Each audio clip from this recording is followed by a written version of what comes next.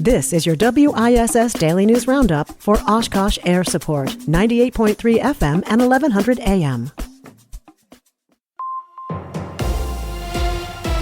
For 98.3 and 96.5 WISS News, I'm Lisa Hale. Recently, a stray cat brought into the Oshkosh Area Humane Society tested positive for panleukopenia, also called feline distemper. It's a highly contagious, potentially fatal disease in cats.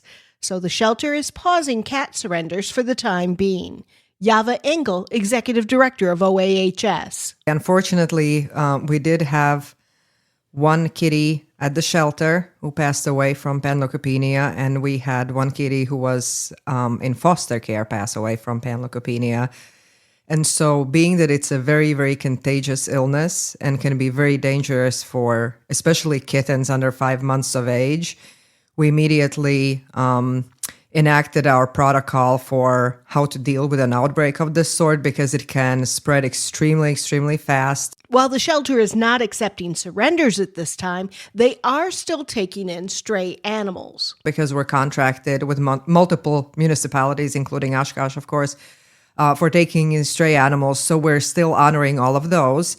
However, the owner surrenders, we're currently waitlisting temporarily just so we can get this under control. In the meantime, the shelter is full of felines. A recent count showed that OAHS had 151 cats in care. Some are kittens in foster care, some are strays that are still on hold, others are on medical holds, and the remaining are on the adoption floor. See the story at WISS.FM for information on how you can help the shelter or adopt a forever friend. Another drop in gas prices. Here's Civic Media's Melissa Kay. Gas prices fell 6.7 cents over the last week for an average across the state of $2.61. This is over 28 cents per gallon lower than a month ago and more than 32 cents per gallon lower than this time last year. Notably, the national average has fallen below $3 per gallon for the first time since 2020. Patrick DeHaan, head of petroleum analysis at GasBuddy, said OPEC Plus deserves much of the credit for the current trend of lower prices. They've steadily raised oil production for much of 2025.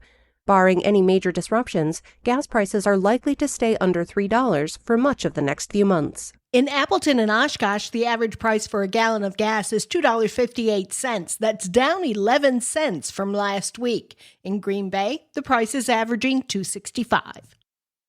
28-year-old Eric Metzig was sentenced last week to 2 consecutive life terms without the possibility of parole for the murders of his parents, David and Jan Metzig, in their Wolf River home in 2023. Metzig pleaded no contest to 2 counts of first-degree intentional homicide for the shooting of his parents in their bed. Speaking in court Friday, Matt Metzig, Eric's brother, said Eric has never shown any remorse for killing their parents. 57-year-old Todd Grimm of Menasha is facing both state and federal child pornography charges. Last week, he pleaded guilty to 1 of 3 federal charges of receiving child porn. He was also charged in May with 5 counts of possessing child pornography in Winnebago County. In August, he was charged with 2 counts each of first-degree child sexual assault, incest, and child enticement in Waupaca County. Grimm is scheduled to appear at a conferencing hearing in Waupaca County on November 12th for sentencing in federal court on January 29th and a plea and sentencing hearing in Winnebago County on February 9th. A bill aimed at strengthening penalties against perpetrators of sextortion is heading to the governor's desk. Isabella Nieto has more. Braden's law stems from the death of a D.C. Everest High School student, Braden Bone, who took his life after being targeted by an organized sexual extortion ring. The legislation establishes sexual extortion as a new crime and imposes severe penalties, including up to a 60-year sentence if the extortion results in the death of the victim. The bill passage comes less than 6 months after it was introduced to the legislature by a handful of legislators in April, including area reps Pat Snyder, Brent Jacobson, and John Spiros, joined by state senators Jesse James and Corey Tomczyk in the effort. A spokesperson for Governor Tony Evers told WBAY in Green Bay that the governor intends to sign the legislation. For Civic Media News, I'm Isabella Nieto. The Wisconsin Department of Workforce Development is warning residents that its job support programs aren't receiving any federal funding during the ongoing government shutdown. According to the agency officials, about 75% of their budget comes from federal sources. They're using carryover federal dollars and some state funding to keep their programs running for now, but without additional federal funding, some workforce initiatives could shut down. Officials are also expressing concerns about agricultural workers obtaining visas for next year. I'm Lisa Hale for 98.3 and 96.5 WISS News. For news anytime, visit WISS.FM.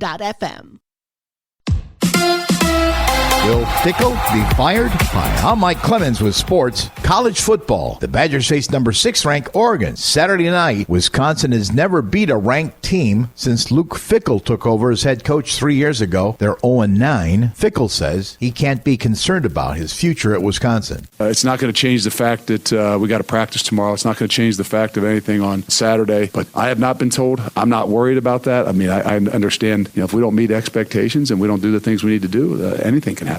Athletic Director Chris McIntosh releasing a statement in support of the coach. College hoops. Former Marquette star Cam Jones arrested and jailed for leading police in Indianapolis on a brief chase on I-65 yesterday. Jones, drafted by the Pacers this summer, said he was late for practice. He was clocked at 90 miles an hour. In Milwaukee, the Bucks kick off the NBA season tomorrow night against the Washington Wizards. They're planning a welcome back tribute to Chris Middleton. With sports, I'm Mike Clemens. That's your WISS Daily News Roundup from Civic Media.